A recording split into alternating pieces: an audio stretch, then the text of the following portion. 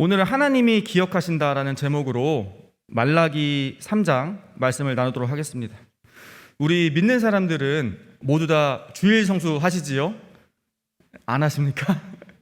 네, 주일 성수를 다 하시고 계십니다. 매주 주일에 교회 나와서 예배를 드리십니다. 좀 더 신앙생활에 열심인 분들은 이 시간 수요 한나 예배를 드리시는 분들처럼 주일 예배는 물론 다른 공예 예배들도 지키십니다. 또 어떤 성도님은 주일 예배는 물론 새벽도 섬기시고 수요 한나, 수요 저녁, 금요 저녁까지 섬기시는 분도 계십니다. 그런데요, 우리는 예배가 우리에게 어떤 의미가 있는지를 한 번쯤 생각해 볼 필요가 있습니다. 여러분께서 이 교회에 모여서 예배 드리는 이유는 무엇인가요? 여러분은 이 예배를 통해 얻어가실 수 있는 이 확실한 유익이 무엇인지 설명하실 수 있으십니까? 몇몇 분들은 이렇게 생각하실 것입니다. 어차피 그냥 보내는 시간, 하나님 전에 와서 말씀 듣는 편이 좋지, 더 낫지. 또는 내 삶이 지금 힘들고 괴로운데 하나님 말씀 통해서 위로받고 내가 새 힘 얻어야지. 이런 마음을 가지고 나오신 분들도 꽤 많으실 것입니다. 하지만 이러한 생각은 우리들의 이 믿는 사람들의 생각이고요. 믿음이 없는 사람들이 보았을 때 이 예배 드리는 행위는 그들의 머리로는 도저히 이해할 수 없는 행동입니다. 이러한 분들은 예배 드리는 것이 별로 생산적이지 않다라고 생각하십니다. 그래서 이제 우리 같이 교회 가서 예배 드리자고 권면을 드리면 이렇게들 대답하십니다. 하이고 사는데 여유가 있으신가 보네요. 교회 가면 돈이 나온답니까? 떡이 나온답니까? 나는 그럴 여유가 없는 사람이란께. 이렇게 잘했나요? 이분들은 오히려 예배 때문에 시간도 낭비하고 돈도 낭비하고 에너지를 낭비하는데 그 시간에 책을 읽던지 문화생활을 하던지 돈을 더 벌던지 왜 그렇게 교회 가서 시간 죽이냐? 이렇게들 얘기하시는 겁니다. 그래서 이분들은 이 예배자들이라는 사람들은 자기 자신에 대한 이 신뢰가 없는 사람들이기 때문에 종교를 의지한다. 또 자기의 신념이 약하기 때문에 이 종교를 의지하는 나약한 사람들이다. 정신력이 약하다. 이렇게 얘기를 하시죠. 자, 우리 믿는 사람들도 이렇게 강하게 주장을 못하는데 오히려 믿음이 없으신 분들이 이렇게 확신을 가지고 교회 가지 않는 게 더 낫다라고 주장할 수 있는 근거가 무엇일까요? 자, 그것은 세상적인 기준으로 보았을 때 이 예배를 드리지 않았을 때 생기는 이득이 분명하기 때문입니다. 자, 우리가 예배에 참석하지 않았을 때 생기는 이익을 한번 생각해 볼까요? 우리가 매주 주일날에 예배를 지키지 않는다면 그 시간만큼 우리가 이제 늦잠을 더 잘 수 있습니다. 피곤한 이제 육체를 더 쉴 수 있는 것이지요.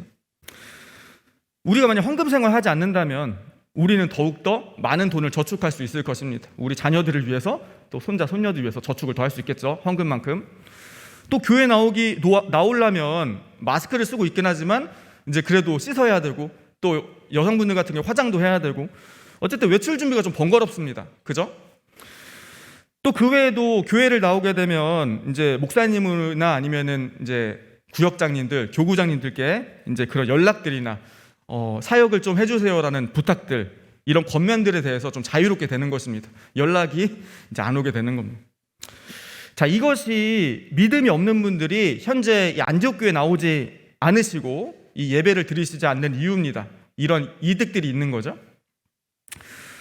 그렇다면 우리는 이러한 주장을 펼치는 이런 사람들의 논리에 어떻게 반박을 할 수가 있을까요?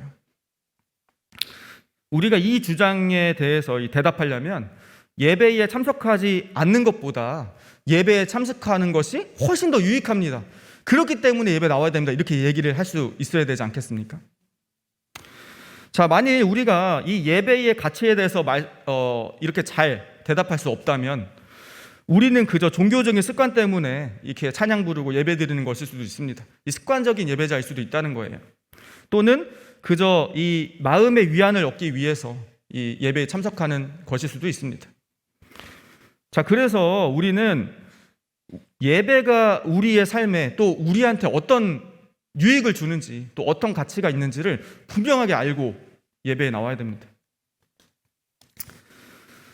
자, 이와 관련해서 우리 신앙인들은 아래와 같은 질문에 답을 해야만 하는데요. 그 질문은 하나님을 섬기는 것이 무의미한가입니다. 하나님 섬기는 건 무의미한 일인가?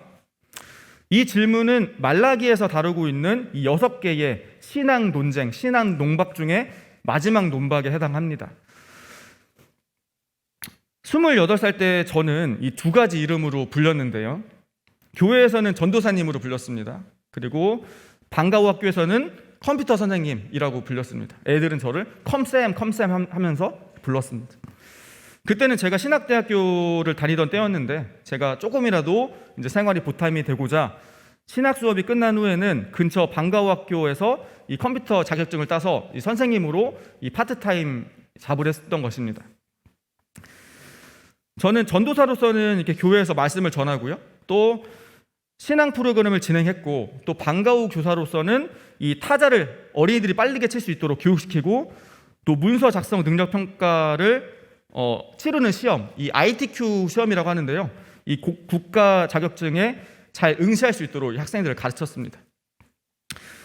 그리고 공교롭게도 이 2가지 영역은 모두 이 같은 나이 초등학생들을 대상으로 한다는 공통점이 있었습니다. 우리가 어떤 일을 하든지 내가 좀 더 좋아하고 내가 좀 더 잘하는 일, 그런 것에 좀 보람을 느끼지 않겠습니까? 그렇다면 저는 이 전도사로서 사역할 때 더 보람을 느꼈을까요? 아니면 컴퓨터 선생님으로 일했을 때 더 보람을 느꼈을까요? 네, 어떤 게 더 보람이 있었을까요? 네, 저만 알겠죠? 그때 당시에 저는 이 목회를 할 때보다도 이 컴퓨터 선생님으로서 일할 때 훨씬 더 큰 기쁨과 보람을 느꼈습니다. 자, 그 이유는 저의 노력과 이 헌신에 대한 이 결과의 차이가 분명했기 때문이에요. 컴퓨터 선생님으로서 제가 아이들하고 수업을 할 때에 아이들에게 저는 각각 수업 진도표를 나눠줍니다. 수준별 학습이라고 하죠. 그 수업 진도표에는 해당 학생이 이 전 시간에 자기가 기록했던 이 최고 점수가, 이 최고 타이핑 점수가 들어 있습니다. 저는 그러면 이 진도표를 보고서 이 학생에게 이 수업 전에 이렇게 이야기합니다. 민지가 지난 시간에 이 최고 기록이 200타였네? 그럼 오늘은 201타 이상 한번 쳐보자. 만약에 오늘 201타 이상 치면은 오늘 수업 끝나고 15분 자유시간 줄게. 이 말을 들은 이 어린이는 자유시간을 얻으려고 재빨리 자료로 가서 키보드에 혼을 실으면서 진짜 미친 듯이 칩니다. 그리고 좀 시간이 지나면 이 최고 기록을 낸 아이들이 줄을 서서 저를 찾아옵니다. 그리고 저는 약속대로 이 하루에 연습해야 되는 연습 횟수가 5번인데요. 최고 기록을 한 타라도 올렸다. 그러면 이 자유시간 주기 위해서 마지막 연습 하나를 깎아주는 겁니다. 오늘 4번만 해. 수고했어. 그러면 그만큼 자유시간 하는 거겠죠. 이렇게 이 초등학생 저학년에게 타자 연습을 제가 시키면 지난번보다 타자 속도가 올라가고 그게 눈에 보이고, 또 고학년에게 제가 문서 작성 능력에 관한 수업을 진행하면 이 친구들이 이제 시험장에 가서 이 ITQ 시험에서 최고점인 A등급 받거나 또 B등급을 받거나 하는 겁니다. 컴퓨터 선생님으로서 저는 참 보람찬 시간을 보냈던 것 같습니다. 그 이유는 제 노력의 결과가 이 수업을 들은 학생들의 이 성취도를 통해서 제 눈에 선명하게 드러났기 때문입니다. 그래서 저는 컴퓨터 선생님으로서 이 학생들을 가르치는 것이 참으로 유익하다, 의미가 있다라고 생각했습니다. 자, 그러나 이 전도사로서의 목회 활동은 좀처럼 보람을 찾기가 어려웠습니다. 어린이들을 대상으로 열정적으로 설교를 부족하지만 이 준비하고, 또 신앙 프로그램과 수련회를 준비해도 이 목회 대상인 어린이들이 한눈에 변화된 모습을 보이지 않는 겁니다. 초등부 설교 시간에 제가 이렇게 설교를 했습니다. 친구들, 하나님은 우리 여러분들을 너무나 사랑하세요. 그리고 우리 모두 예수님의 제자로 살아가기를 소망합니다. 이렇게 설교를 합니다. 라고 선포를 해도 이 어린이들이 이 말씀을 듣는지 안 듣는지도 잘 모르겠고, 정말 심령이 변화되어서 이 믿음의 성장이 일어나고 있는지 확인할 이 방법이 없는 겁니다. 그래서 저는 이 제가 준비한 설교가 또 신앙 프로그램이 진짜 이 듣는 사람들에게 과연 실제적인 도움이 되는지, 유익을 주는지 정말 의구심이 많이 들었습니다. 저는 하나님을 섬기는 이 예배의 의미가 무엇인지도 몰랐고요. 예배의 유익이 무엇인지도 모르는 이 모호함을 느끼는 기간을 가졌던 겁니다. 그래서 제가 예배를 인도하고 말씀을 전하는 순간에도 진짜 과연 이 말씀 전하는 게 의미가 있나? 말씀을 듣고 사람들이 변화가 될까? 하는 마음에 이 목회자로서의 자존감이 낮았고요. 그리고 제가 하는 사역에 대해서 이 깊은 회의감을 느꼈습니다. 세상의 일은 명확한 결과가 나오기 때문에 일의 가치와 보람을 느낄 수가 있는데, 이 하나님의 일은 결과가 모호하기 때문에 이 사역의 가치와 보람을 느끼기가 어려웠던 것입니다. 이 기껏해야 오늘 이번에 전도가 더 많이 됐다, 이 정도겠죠? 이에 대해서 여러분 생각은 어떻습니까? 하나님의 사역은 이 결과가 명확하게 나오는 일인가요? 어떤 분은 이제 그런 믿음 없는 마음을 가지고서 어떻게 예배를 인도하냐, 예배를 드리냐 이렇게 반문하시는 분도 계실 텐데요. 그런데요, 하나님이 친히 선택하신 이스라엘 백성들도 이 예배에 대해서 대단히 회의적인 생각과 태도를 가졌다는 겁니다. 이스라엘은 더 이상 하나님을 신령과 진정으로 예배하는 사람들이 아니었습니다. 그들이 세상 풍조 속에 살다 보니까 이 예배의 감동이 사라져버린 사람들이 된 겁니다. 이것이 말라기서에 나와 있는데요. 말라기 3장 13절에서 15절 함께 읽겠습니다. 여호와가 이르노라, 너희가 완악한 말로 나를 대적하고도 이르기를 우리가 무슨 말로 주를 대적하였냐까 하는도다. 이는 너희가 말하기를 하나님을 섬기는 것이 헛되니 만군의 여호와 앞에서 그 명령을 지키며 슬프게 행하는 것이 무엇이 유익하리요. 지금 우리는 교만한 자가 복되다 하며 악을 행하는 자가 번성하며 하나님을 시험하는 자가 화를 면한다 하노라 함이라. 하나님을 섬기는 것이 헛되다, 헛된 일이다, 이 말은 놀랍게도 이 이스라엘 백성들, 하나님이 선택하신 이스라엘 백성들이 한 말입니다. 하나님 예배하는 거 헛되다.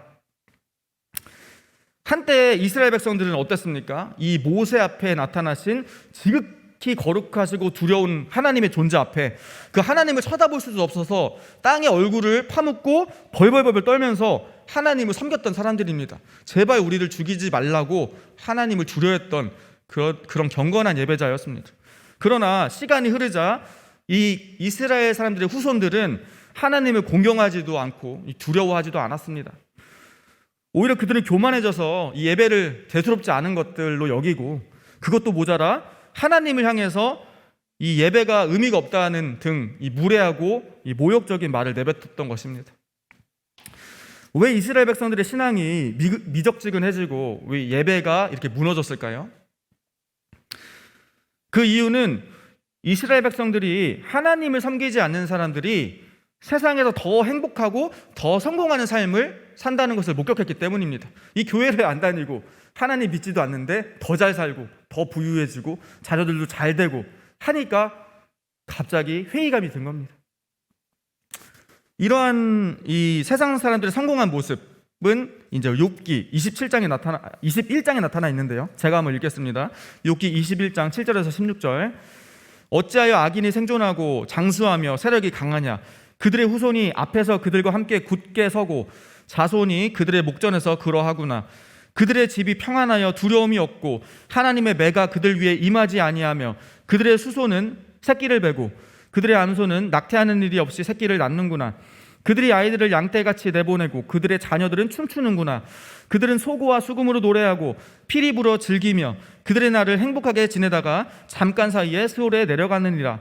그러할지라도 그들은 하나님께 말하기를 우리를 떠나소서, 우리가 주의 도리 알기를 바라지 아니하나이다. 전능자가 누구이길래 우리가 섬기며 우리가 그에게 기도한들 무슨 소용이 있으랴 하는구나. 그러나 그들의 행복이 그들의 손안에 있지 아니하니 악인의 계획은 나에게서 멀구나. 세상 사람들이 이렇게 하나님 없이도 믿지 않아도 잘 사는 모습들을 이미 성경에서 알고서 증언하고 있습니다. 이 성경도 알고 있다는 겁니다. 다시 말라기 3장 14절로 돌아가면요, 이 만군의 여호와 앞에서 그 명령을 지키며 이 슬프게 행하는 것이 무엇이 유익하리요 이렇게 되어 있지 않습니까?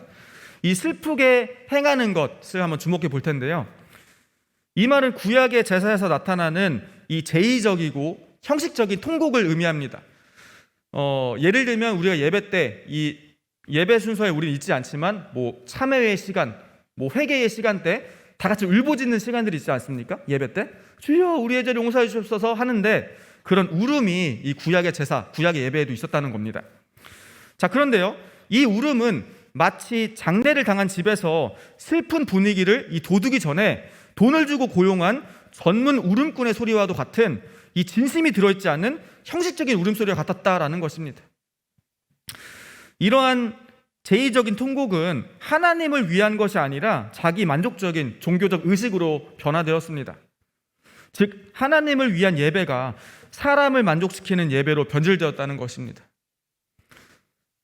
왜 이 믿음이 사라진 이스라엘 백성들이 형식적으로나마 이 예배를 드렸을까요?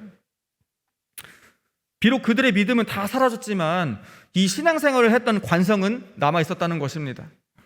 또한 익숙해진 신앙생활을 하지 않으면 알 수 없는 불편함과 알 수 없는 죄의식을 느끼기 때문에 그 불편함이 싫어서 그들은 그냥 자신들의 이 루틴대로 예배를 드렸던 것입니다. 그래도 교회는 가야지. 그러나 이스라엘 백성들은 하나님을 경외하지 않는 사람들의 이 부유하고 행복한 삶을 동경하면서도 행동으로는 여전히 신앙인의 행세를 하면서 이 예배 자리에 예배제를 지켰던 것입니다. 이 말라기서는 세상 풍조를 쫓으면서도 예배자로서 살고 싶어 하는 이 두 가지 마음을 가진 분열된 마음을 가지고 살아가는 이 이스라엘을 향한 하나님의 강한 책망을 이야기하고 있는 겁니다. 하지만 말라기 저자는 이러한 세속적인 문화 속에서도 이 흔들리지 않는 믿음으로 하나님을 진실하게 경외하는 소수의 사람들을 소개합니다. 이 사람들은 말라기 3장 16절에 나타나 있는데요, 한번 읽어보시겠습니다. 같이. 그때에 여호와를 경외하는 자들이 피차에 말하매 여호와께서 그것을 분명히 들으시고 여호와를 경외하는 자와 그 이름을 존중히 여기는 자를 위하여 여호와 앞에 있는 기념책에 기록하셨느니라. 아멘. 이 말라기가 증언하고 있는 시대는 이 대부분의 사람들이 이 하나님 섬기는 거 무의미하다, 그 예배가 무슨 가치가 있냐, 이런 생각들이 이 횡행했던, 이 널리 퍼졌던 시대였습니다. 심지어 이 하나님의 백성인 이스라엘마저도 이 하나님을 대적하는 시대의 흐름 속에 이 동조하게 된 겁니다. 그러나 이때에도 이 노아와 같은 이 소수의 의인들은 이 존재했는데요, 그들은 세상 사람들이 무슨 문화를 쫓든 무엇을 하든 언제나 변함없이 하나님을 경외하는 삶을 살았다고 합니다. 그 이유는 그들에게 하나님의 정의는 이 반드시 승리한다라는 강한 믿음이 있었기 때문입니다. 하나님은 이러한 의인들의 믿음의 고백을 분명하게 들으셨고요, 또 그들의 이름을 이 기념책에 기록하였습니다. 이 기념책은 이 생명책과 같은 말입니다. 이 하나님께서 이 사람들을 잊지 않으시고 다 기억하셔서 생명책에 적어 놓으신다는 겁니다. 이 책에 기록된 모든 사람은 심판의 날, 마지막 날에 이 구원의 자격을 얻게 되는데요, 그 약속은 다니엘서 12장 1절에 나타나 있습니다. 한번 같이 읽어보시겠습니다. 그때에 내 민족을 호위하는 큰 군주 미가엘이 일어날 것이요 또 환란이 있으리니 이는 개국 이래로 그때까지 없던 환란일 것이며 그때에 내 백성 중에 책에 기록된 모든 자가 구원을 받을 것이라. 아멘. 책에 기록된 모든 자가 환란의 날에 구원을 받을 것이다 라는 분명한 약속이 다니엘서에 나타나 있습니다. 이 다시 말라기에서 언급하는 이 생명책과 같은 기념책은 에스더, 이 구약의 에스더에서 언급하는 기억의 두루마리와 같은 의미를 가지고 있는데요, 에스더서를 한번 제가 읽어보겠습니다. 에스더서 6장 1절에서 3절. 그날 밤에 왕이 잠이 오지 아니하므로 명령하여 역대 일기를 가져다가 자기 앞에서 읽히더니 그 속에 기록하기를 문을 지키던 왕의 두 내시 빅다나와 데레스가 아하수에로 왕을 암살하려는 음모를 모르드게가 고발하였다 하였는지라. 왕이 이르되 이 일에 대하여 무슨 존귀와 관짝을 모르드게에게 베풀었느냐 하니 측근 신하들이 대답하되 아무것도 베풀지 아니하였나이다 하니라. 우리가 모르드게와 에스더 이야기를 잘 알고 있습니다. 이 모르드게는 왕을 암살하려는 사람들을 고발했습니다. 왕의 생명을 지키기 위해서 저들이 가만히 놔두면 왕을 죽이겠구나 하면서 이 아하수에로 왕을 이제 암살하는 사람들을 미리 이렇게 알린 것입니다. 그러나 이 모르드게의 왕을 향한 충성스러운 행동은 세상에 드러나지 않고 그냥 묻혔습니다.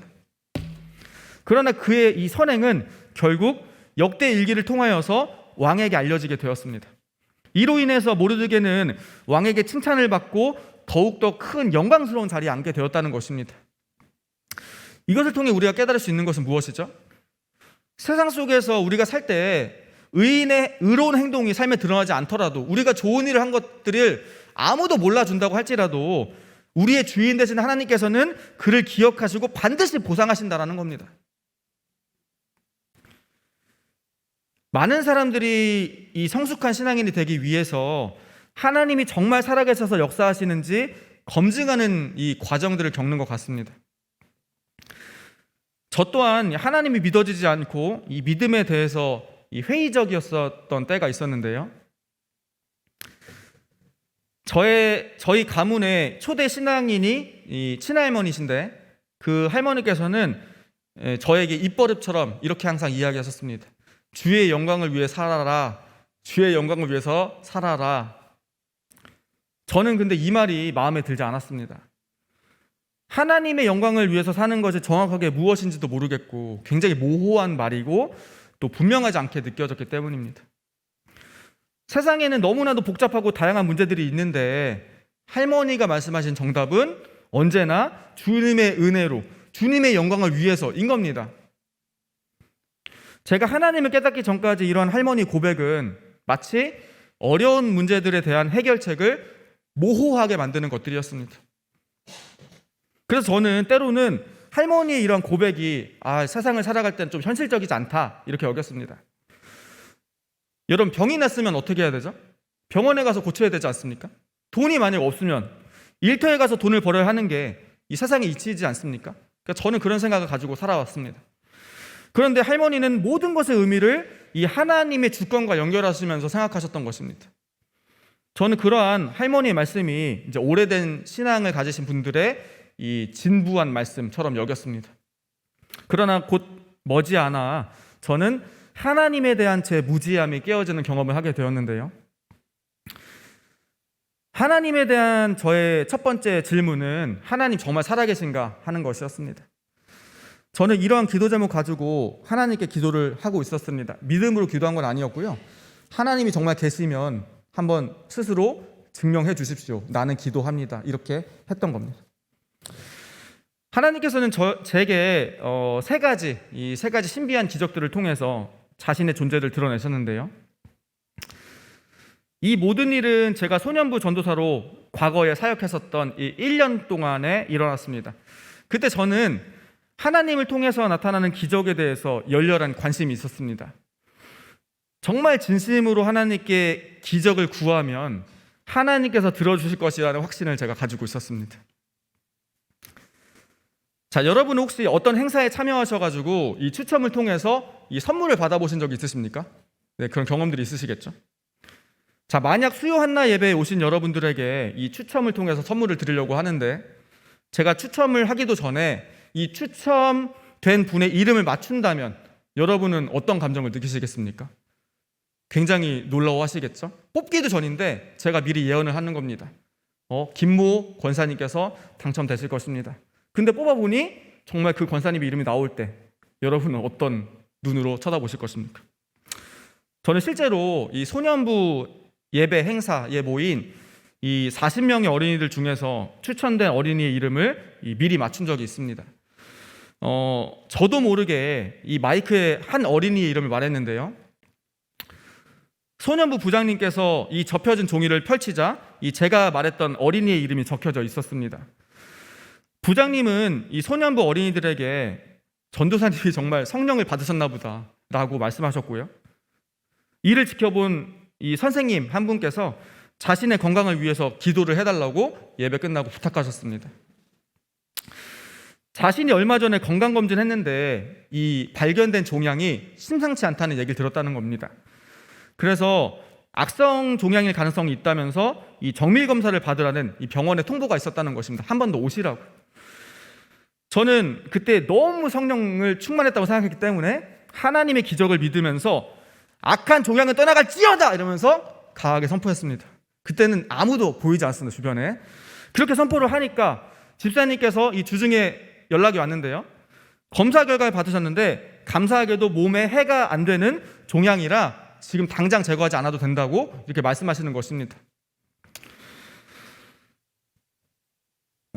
저는 좀 더 강력한 기적을 체험하고 싶었습니다.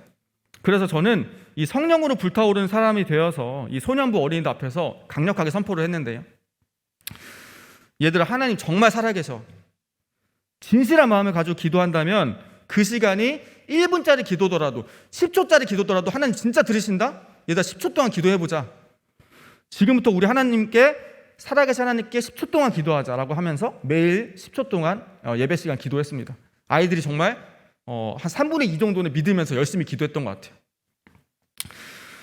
그리고 저는 그 시간에 기도한 제목들을 소년부 친구들에게 바로 나누었는데요, 이렇게 이야기했습니다.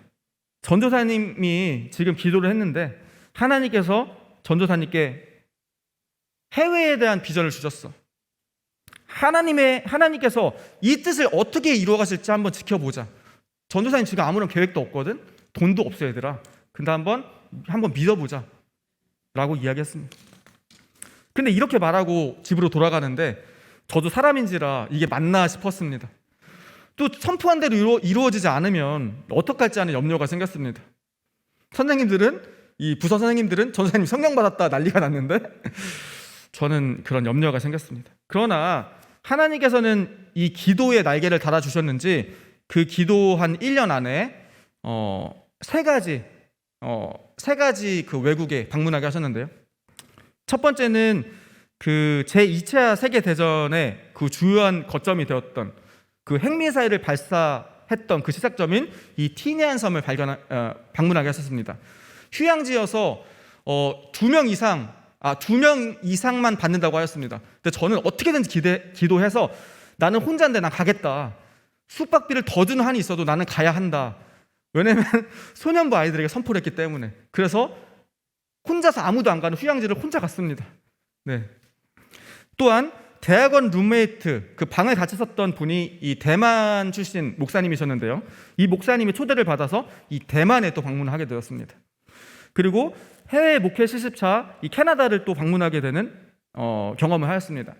돈도 없고 시간도 없는 전도사 시절에 이 불가능해 보이는 경험들을 하게 되자 저는 하나님의 존재를 인정하지 않을 수가 없었습니다. 하나님의 일하심을 좀 더 생생하게 전하기 위해서 사진으로 담아왔는데요, 한번 사진 보여주실까요? 네, 이게 첫 번째 갔던 사이판 아래에 있는 티니안 섬인데요, 저걸 어떻게 사진을 찍었냐, 혼자 갔다고 말씀드렸죠? 사진 타이머를 맞춰놓고 나뭇가지에 딱 세워놓은 다음에 뛰어가서 이렇게 했던 겁니다. 네, 아무도 없으니까 찍어줄 사람이. 네, 가서 이때 기도했던 게, 하나님, 제가 평생에 언제 에메랄드빛 바다를 보겠습니까? 하나님 보내주세요. 대신 사역 열심히 할게요. 그래서 이렇게 혼자 보내주셨어요. 네. 근데 긴장했는지 이날 먹은 거를 다 토하고, 속이 굉장히 불편했는데 어쨌든 막 악으로 이렇게 갔습니다. 자, 두 번째 사진 보여주세요. 자, 여기서 제가 어떤 사람일까요? 저도 모르겠네요. 자, 이게 모자를 쓴 저기 왼쪽에 있는 사람이 저입니다. 손 이렇게 흔들고 있는 사람, 저게 저입니다. 이 사람들은, 그리고 제 앞에 입 벌리고 있는 분이 저랑 같이 살았던 이 대만 목사님, 입을 벌리시고 계시고, 나머지 외국인 이 학생들이 저 신학대학원에 교환학생으로 왔던 사람들인데요, 다들 목회자의 사명을 가지고 이 한국신학대학원에서 이 교육을 받으러 온 사람들입니다. 그래서 이제 방학 때가 되자 이 대만 목사님께서 우리 집에 와라, 우리 집 넓다, 우리 아빠 잘 산다, 그래서 초대를 해가지고 이 대만에 갔던 이 두 번째 여행 사진입니다. 마지막 한번 보여주세요. 자, 여기는 이제 캐나다인데요, 이 목회 실습을 받기 위해서 이 밴쿠버에 목회 실습 지원을 하였는데, 여기에 있는 이 유학 정보들도 없고요, 여기는 대학원에 들어갔을 때 원래 돈을 내야 되는데 거기 교수님께서 그냥 신학하는 친구들이니까 무료로 와라 라고 해서 수업도 무료로 다 들어보고요, 캐나다에 있는 교회들이 어떤지도 다 탐방하였습니다. 네, 됐습니다. 네. 자, 여러분은 이렇게 기적을 체험하고 기적을 베푸는 삶에 대해서 어떻게 생각하십니까? 이 제가 체험한 여러 가지 기적들을 소개하는 이유는 그 이후로 저는 강렬한 기적을 체험하지 않았고요. 기적에 대해서 큰 의미도 가지고 있지 않기 때문입니다. 지금 돌아보면 하나님께서 저와 소년부 공동체에게 보여주신 기적의 의미는 기적이 없으면 하나님을 믿지 못하는 이 수준 낮은 신앙을 가진 저를 위한 하나님의 배려였습니다. 이 기적 없으면 하나님 못 믿는 수준 낮은 저를 위한 하나님의 배려였습니다. 예수님을 통한 성령의 세례로 거듭나지 않는 사람에게는 이 눈앞에 믿지 못할 기적이 일어난다고 한들 아무런 의미가 없는 겁니다. 실제로 신약시대 때 살았던 사람들은 예수님의 놀라운 기적들을 체험했음에도 불구하고 예수님이 그들의 주인이며 구원자라는 사실을 전혀 깨닫지 못했지 않습니까? 저 또한 그 당시에는 이 기적의 강렬함과 이를 통해서 나타나는 하나님의 권능이 너무 멋있다라면서 심취해 있었습니다. 그러나 하나님은 저와 소년부 공동체에 살아 역사하시는 하나님의 존재를 깨닫게 하신 후에는 더 이상 기적이 필요 없기 때문에 기적을 일으키지 않으셨습니다. 만약 더욱더 큰 기적이 일어났다면 기적만을 추구하는 신비주의적인 신학이거나 아니면 복음을 가리는 신사도 운동에 빠질 수도 있었던 것입니다. 위험한 것이지요. 때로 사단은 화려한 기적을 통해서 사람들을 매료시켜서 하나님을 향한 진실된 믿음을 변질되게 만드는 것입니다. 우리가 그래서 기적 집회, 은사 집회, 물론 좋을 수도 있지만 그런 것이 주는 아니라는 것입니다. 말씀을 기적 없이도 믿는 게 진짜 수준 높은 신앙인입니다. 기적의 여부에 따라 기적이 일어나면 하나님 믿고 기적이 없어지면 하나님 안 믿고 하는 것은 대단히 낮은 수준의 이 어린아이와 같은 신앙인데요. 오히려 기적이 없어도 하나님 믿는 믿음 강한 사람, 흔들리지 않는 사람은 하나님께서는 이 생명책에 기록되는 소수의 의인들이다 이렇게 이야기하시는 것입니다. 이것이 기적이지 않습니까? 하나님은 이러한 흔들리지 않는 믿음 가진 사람들을 기뻐하시는 것입니다. 이 한 차례의 이 1년 동안의 큰 기적을 경험한 뒤에 저는 하나님께서 살아계신다라는 것을 믿게 되었지만 하나님이 정말로 제 미래를 인도하시는지 또 하나님이 정말 일하시는지 정확하게 일하시는지 이거 믿을 수가 없었습니다. 이 문제가 해결되지 않으면은 제가 신앙인으로서 또 목회자로서 하나님과 동역할 수가 없는 겁니다. 너무 개인적인 간증이 길어지면 좋지 않기 때문에 이건 짧게 나누도록 하겠습니다. 신학대학원을 졸업할 무렵에 저는 여전히 하나님께서 내 삶을 인도하시나 하는 의구심이 들었는데요. 왜냐하면 제가 5년 넘도록 하나님께 나의 미래를 좀 보여달라고 내 미래를 인도해달라고 5년 넘게 기도했지만 제 삶에서는 하나님의 인도하심이 보이지 않았기 때문입니다. 그때 저는 3가지 고민거리를 가지고 있었는데요. 첫째로는 스스로는 도저히 갚을 수 없는 학자금 빚이었습니다. 제 능력으로는 갚을 수 없었습니다. 뉴스에서 이 한국장학재단에서 빚을 진 이 대학생들이 늘어나고 있다라고 이제 뉴스가 나오면 바로 껐습니다. 힘드니까요, 마음이. 둘째는 스스로 제가 독립할 수 있는 능력이 없었던 것입니다. 자취를 한 번도 해보지 않았고요. 그래서 내가 좀 독립심이 약하구나라는 걱정들이 있었습니다. 마지막으로는 이 영어에 대해서 흥미는 있었는데 흥미만 했었지 발전은 없었습니다. 그래서 영어도 참 해야 되는데 하면서 고민으로 가지고 있었습니다. 근데 이때 조금만 시간이 흐르면 제가 이제 논문을 쓰고 대학원을 졸업하게 되는데 그러면 저는 제가 자유롭게 선택할 수 있는 기회들이 다 사라지게 되는 겁니다. 절박한 마음에 시간이 다가올수록 저는 더욱더 하나님께 매달리면서 제발 제 미래 좀 보여달라고 이렇게 기도한 사람하고 기도 안 한 사람하고 미래가 똑같으면 하나님 너무 공정하지 않으신 거 아니냐고 따졌습니다. 그런데 하나님께서는요, 제 믿음의 끝이 어딘지 제 믿음의 한계를 시험하셨던 것 같습니다. 지친 마음에 몇 년간 해온 기도를 중단하면서 이 하나님께 제가 악이 차서 이 분노를 표출했다가 문득 하나님이 좀 두려운 마음이 들어서 제가 이렇게 말을 했습니다.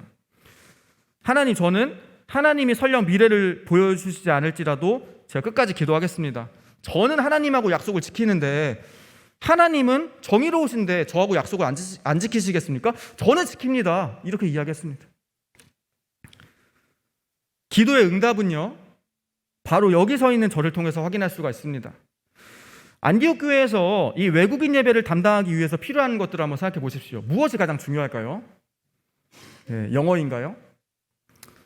제일 중요한 거는 이 전주에서 살아보니까 혼자 스스로 독립할 수 있는 능력이 필요합니다. 즉, 이 집안일인데요, 청소, 요리, 빨래를 빨리 잘할 수 있는 능력. 이거 밀려버리면은 사역이고 뭐고 다 이제 무너지는 겁니다. 아유, 목사님이 저 와이셔츠를 또 입고 왔어, 이렇게 되는 겁니다. 그래서 이 독립할 수 있는 능력이 가장 중요했고요. 두 번째는 영어로 외국인과 소통할 수 있는 능력 중요하죠. 마지막으로 이 경제적으로 너무 힘들면 이 사역에도 부담이 되는 겁니다. 그래서 사역에 이 방해가 되지 않을 정도의 이 작은 빚. 하나님은 제 기도에 대한 응답으로 약 4년이 되는 시간을 호주에서 보내게 하셨습니다. 저는 깨닫지 못했지만 호주에서 돌아와 보니 많은 것들이 달라져 있었습니다. 청소, 빨래, 요리를 제가 잘하고 싶었는데요, 호주에서 혼자 살다 보니 저는 첫 자취를 국내에서 하기도 힘든데 호주에서 한 겁니다. 그러니까 이 집안일의 달인이 되었겠죠? 금방금방 합니다. 네. 외국인과 영어로 대화하는데 어려움이 없게 하셨고요. 그리고 또 제 능력으로 갚을 수 없는 큰 빚을 대부분 호주 생활을 통해서 갚게 하셨습니다. 안디옥 교회에 와서 첫 사례를 받았는데 헌금을 먼저 하고 나머지 금액을 계좌에 넣으니까 이 학자금 빚이 완전히 탕감되었습니다. 이 모든 것이 주님의 사역을 감당하기 위해 나를 준비시키신 한치의 실수도 없으신 하나님의 완벽한 계획이라는 것을 깨달았을 때 저는 하나님 앞에 겸손히 무릎을 꿇을 수밖에 없었습니다. 어찌도 이렇게 정확하실까? 그리고 지난날에 이 사역의 결과는 이 세상 일처럼 분명하게 나타나지 않다, 모호하다, 하나님의 일은 모호하다고 느꼈던 저의 불신앙을 회개하였습니다. 무엇보다 정확한 건 하나님이시구나. 하나님은요, 우리의 생각보다도 훨씬 더 정확하신 분입니다. 누가복음 12장 7절에 나타나 있는데요, 한번 같이 읽어보겠습니다. 너희에게는 심지어 머리털까지도 다 세신 바 되었나니 두려워하지 말라. 너희는 참새보다 더 귀하니라. 아멘. 여러분이 여러분에 대해서 잘 알고 계십니까? 여러분이 제일 자신에 대해서 잘 알고 계시겠죠? 그런데 하나님께서 여러분들보다 여러분에 대해서 더 잘 알고 계시다는 얘기를 교회에서 많이 하지 않습니까? 근데 이거 정말 믿어지십니까? 여러분이 아무리 스스로 잘 알고 있다고 하여도 여러분께서 여러분의 머리카락 수를 세는 거 불가능합니다.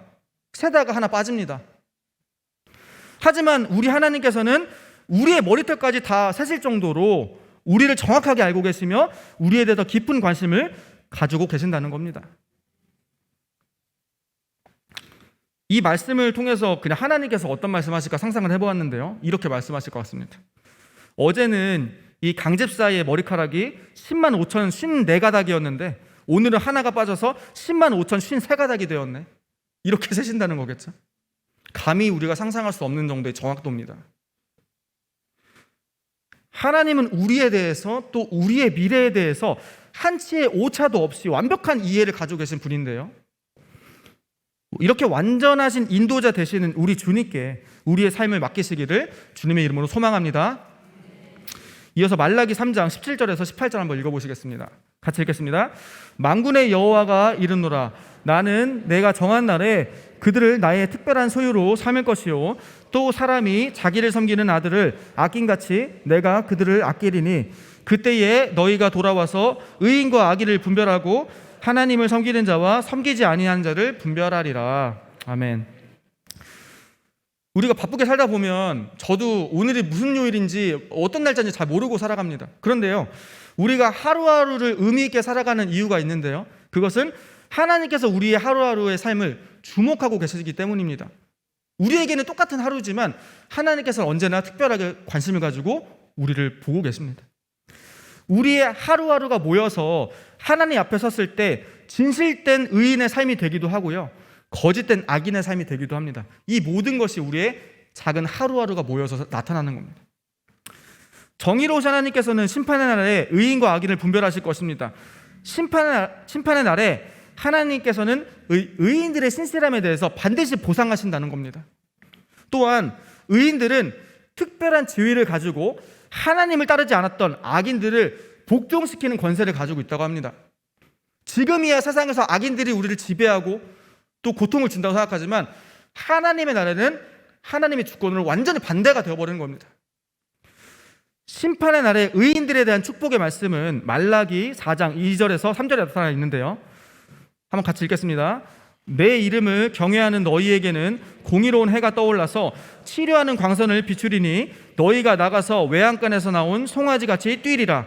또 너희가 악인을 밟을 것이니 그들이 내가 정한 날에 너희 발바닥 밑에 재와 같으리라. 만군의 여호와의 말이니라. 아멘. 하나님 말씀입니다.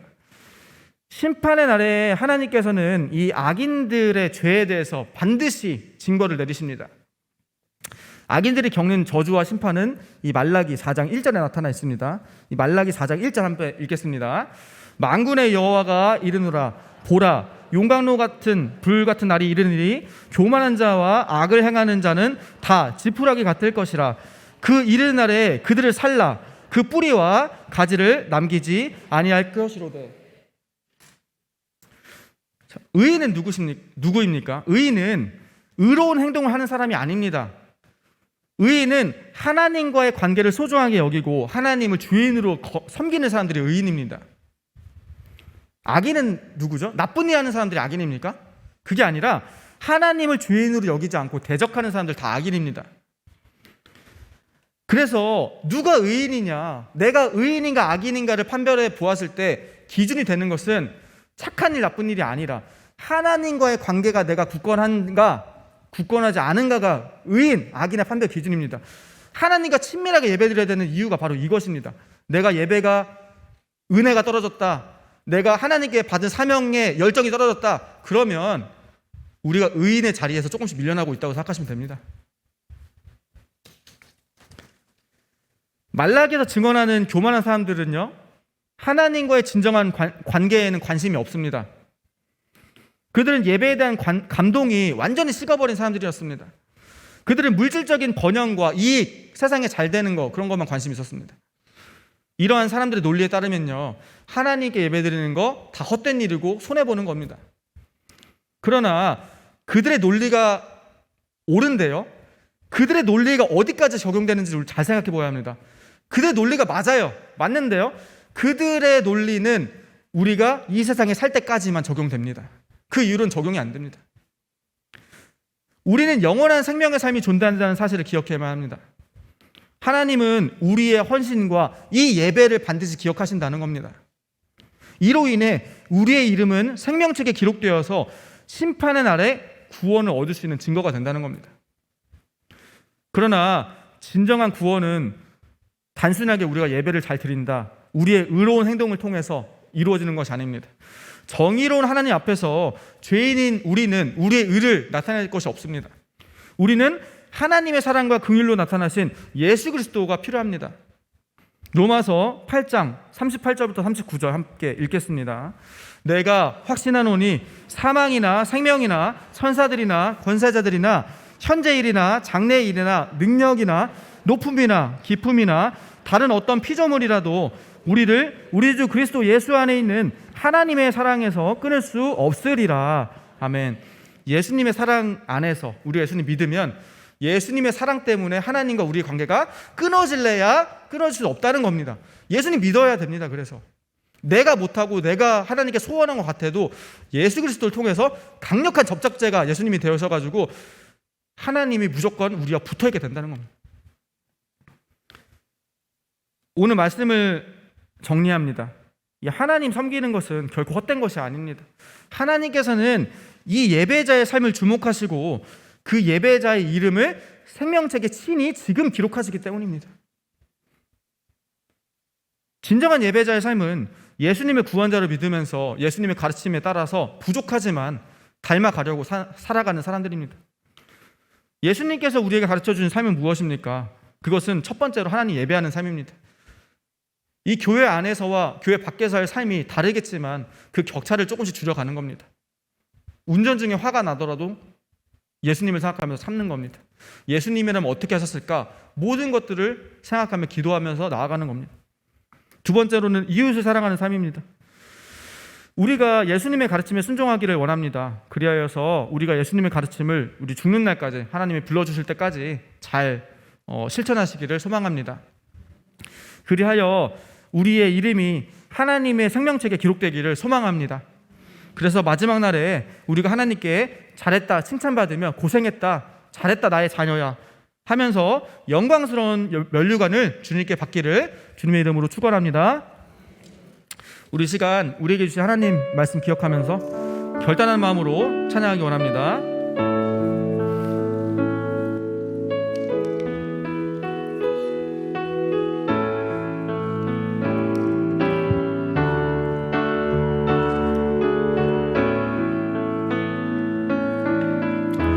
나의 힘이 되신 여호와를 고백하며 함께 찬양하시겠습니다. 나의 힘이 되신 여호와여, 내가 주님을 사랑합니다. 주는 나의 반석이시며 나의 요새시라. 주는 나를 건지시는 나의 주, 나의 하나님, 나의 위할 바위시요, 나의 방 되시라. 나의 하나님, 나의 하나님, 구원의 뿌리시요, 나의 산성이라.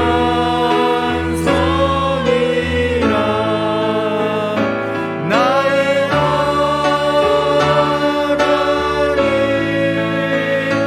나의 하나님,